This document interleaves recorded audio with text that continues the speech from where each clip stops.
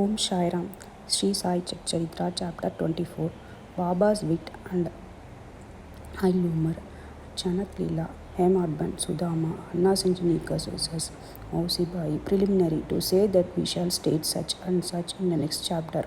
Next for this chapter is a sort of egoism. Unless we surrender our ego to the feet of our Sadguru, we will not succeed in our undertaking. If we become egoless, then our success is assured. By worshipping Sai Baba, we attain both the objects worldly and spiritual and are fixed in our true nature and get peace and happiness.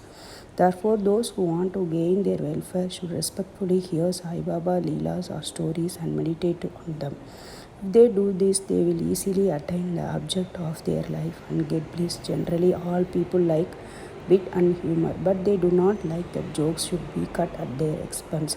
But Baba's method was peculiar. When it was accompanied with gestures, it was very interesting and instructive, and the people therefore did not mind if they were held up to the ridicule. Hemad Band gives his own instance below. Chanak Leela in Shiradi Bazaar was held every Sunday, and people from the neighboring villages came there, erected booths and stalls on the street, and sold their wares and commodities. Every noon the masjid was crowded more or less, but on Sunday it was crowded to suffocation. On one such Sunday, Hemad Band sat in front of Baba, sharpening his legs and uttering God's name. Shama was on Baba's left, Vaman Rao to his right. Shriman Bhuti and Gaha Sahib Dikshit and others were also present there. Then Shama laughed and said to Anna Sahib, "See that some grain seem to have sucked to the sleeve of our coat." So saying, he touched the sleeve and found that there were some grains. Hemad Band straightened his left forearm to see what the matter was, when to the surprise of all, some grains of gram come rolling down and were picked up by the people who were sitting there. This incident furnished a subject matter for joke. Everybody present began to wonder and said something or other as to how the grains found their way into sleeve of the coat and lodged there so long. Hemad Ban also could not guess how they found an entrance and stayed there when nobody could give any satisfactory explanation in the matter, and everybody was wondering about this mystery. Baba said as follows: Babas, this fellow Anna Sahib has got the bad habit of eating alone. Today in bazaar day, when he was here chewing grams, I know his habit, and these grams are a proof of it. What wonder is there in this matter? Hemad Ban, Baba, I never know of eating things alone. Then why do you trust this bad habit on me? I have never yet seen Shiradi Bazaar. I never went to the bazaar today. Then how could I buy grams, and how could I eat them if I had not bought them? I never eat anything unless I share it with others present near me. Baba, it is true that you give to the persons present, but if none be nearby, what could you or I do? But do you remember me before eating? Am I not always with you? Then do you offer me anything before you eat? Moral, let us mark and note carefully. When Baba has taught us by this incident, he has advised us that before the senses, mind and intellect enjoy their objects, he should first be remembered, and if this be done, it is in a way an offering to him. The senses, etc., can never remain without their objects. But if those objects are first offered to the Guru, the attachment for them will naturally vanish. In this way, all the vrittis, thoughts regarding desire, anger, avarice, etc., should first be offered and directed to the Guru. And if it is practiced, be followed, the Lord will help you to eradicating all the vrittis. When before enjoyed of the objects, you think that Baba is close by, the question whether the object is fit to be enjoyed or not will at once arise. Then the object that is not fit to be enjoyed will be shunned, and in this way our vicious habits and vices will disappear and our character will improve. Then love for the Guru will grow and pure knowledge will sprout up. When this knowledge grows, the bondage of body consciousness, we are the body, will snap, and our intellect with the merged in spirit consciousness, we are spirit. Then we shall get bliss and contentment. There is no difference between Guru and God. He who sees any difference in them sees God nowhere. So, leaving aside all ideas of difference, we should regard Guru and God as one. And if we serve our Guru as stated above, Lord God will be certainly pleased and purifying our minds. He will give us self realization. To put the matter in a nutshell, we should not enjoy any object with our senses, etc., without first remembering our Guru. When the mind is trained in this way, we will be always reminded of Baba, and our meditation on Baba will grow pace. The Sagun form of Baba will ever be before our eyes, and then devotion, non attachment, and salvation will all be ours. When Baba's form is thus fixed before our mental vision, we forget anger, thirst, and these sums are the consciousness of worldly pleasures will disappear, and our mind shall attain peace and happiness. Sudama story. When the above story was being narrated, Hemadban was reminded of similar story of Sudama, which illustrate the same principle, and therefore it is given here. Sri Krishna and his elder brother Balarama were living with a co-student named Sudama in the ashram of this guru, Sandipani. Once Krishna and Balarama were sent to the forest for bringing fuel. Then the wife of Sandipani sent also Sudama for the same purpose with some quantity of grams of the three.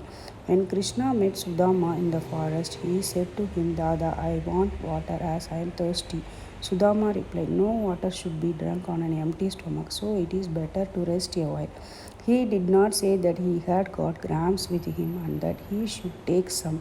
Krishna was tried. He lay down for the rest on the lap of the Sudama and was snoring. Seeing this, Sudama took out the grams and began to eat. The Krishna suddenly asked him, Dada, what are you eating? When is the sound? He replied, what is that to eat? I am shivering with cold and my teeth are chattering. I can't even repeat distinctly Vishnu Sahasranama. Hearing this, the omniscient Krishna said, I just dreamed a dream in which I saw a man eating things of the another. And then when asked about this, he said, when yet thus should be eat, meaning by that he had nothing to eat. The other man said, let it be so. Dada, this is only a dream. I know that you won't eat anything without me. Under the influence of the dream, I asked you what you were eating. Sudama had known a bit of the omniscient Sri Krishna and his Leelas. He would not have acted as he did. Therefore, he had to suffer for what he did. Though he was a chum of Sri Krishna, he had to pass his later life in the utter poverty. But when the latter offered Krishna as a handful of parched rice earned by his wife with her own labor, Krishna was pleased and gave him a golden city to enjoy. This story should be remembered by those who have the habit of eating things alone without partaking them with others. The Shruti also emphasizes this lesson and asks us to offer things first to God and then enjoy them after they are renounced by Him. Baba also has taught us the same lesson in his inimitable and humorous way. Anna Sanjanikas versus Mausi Bai. Hemad now describes another witty incident in which Baba played a peacemaker's part. There was one devotee by name Damodar Ganashyam Bapre alias Anna Sanjanikar. He was simple, rough and straightforward. He cared for the body, always spoke plainly and carried all dealings in cash. Though he looked outwardly harsh and uncompromising, he was good-natured and guileless, so Sai Baba loved him. One day, like others serving Baba in their own way, the Anna was one noon standing prone and was shampooing left arm of Baba, which rested on the Katata railing on the right side. One old window named Venubai Kaujalgi, whom Baba called mother, and all others, Mausi Bai was serving Baba in their own way. The Mausi Bai was an elderly woman of the pure heart. She clasped the fingers on both her hands round the trunk of the Baba and was this time kneading Baba's abdomen. She did this so forcibly and Baba's back and abdomen became flat one. The Baba moved from side to side. Anna on the other side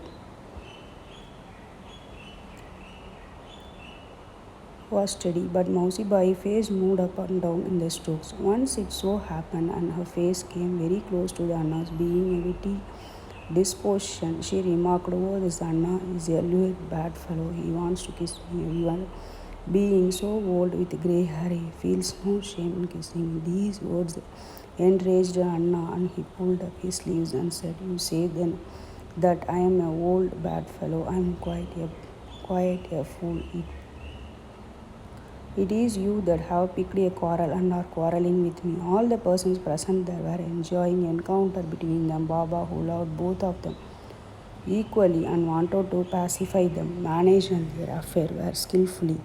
Loving, he said, "Oh Anna, where are you? Anna, why are you unnecessarily raising this hue and cry? I do not understand what harm or impropriety is there." When the mother is hearing these words of Baba, both of them are satisfied, and all the persons laughed merrily and enjoyed Baba's wit to their heart's content. Baba's characteristic is dependency on bhaktas. Babas allowed his devotees served him in their own way and did not like any other persons interfering in this. To quote on instant, the same Mausi Bahi was on another occasion kneading Baba's abdomen, seeing the fury and force used by her.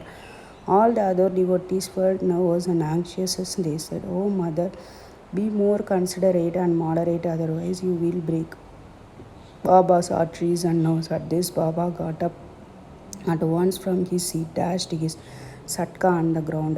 He got enraged and his eyes became red like live charcoal.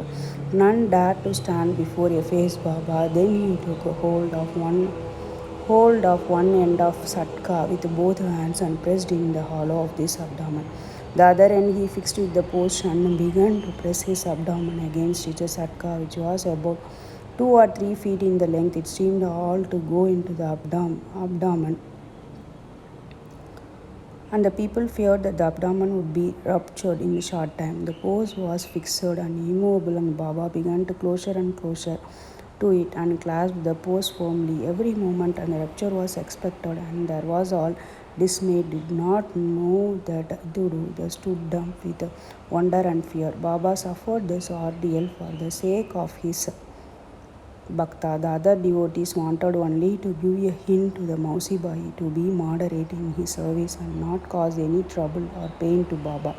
This they did with good intention. Baba did not brook even this. They were surprised to see that their well-intentioned effort had resulted in this catastrophe, and they could do nothing but waste and see. Fortunately, Baba's rage soon cooled down. He left the satka and resumed his seat.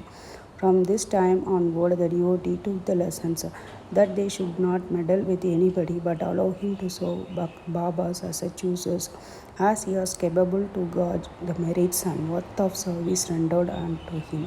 Bow to Shri Sai and peace to be all. Bow to Shri Sai and peace to be all. Thank you.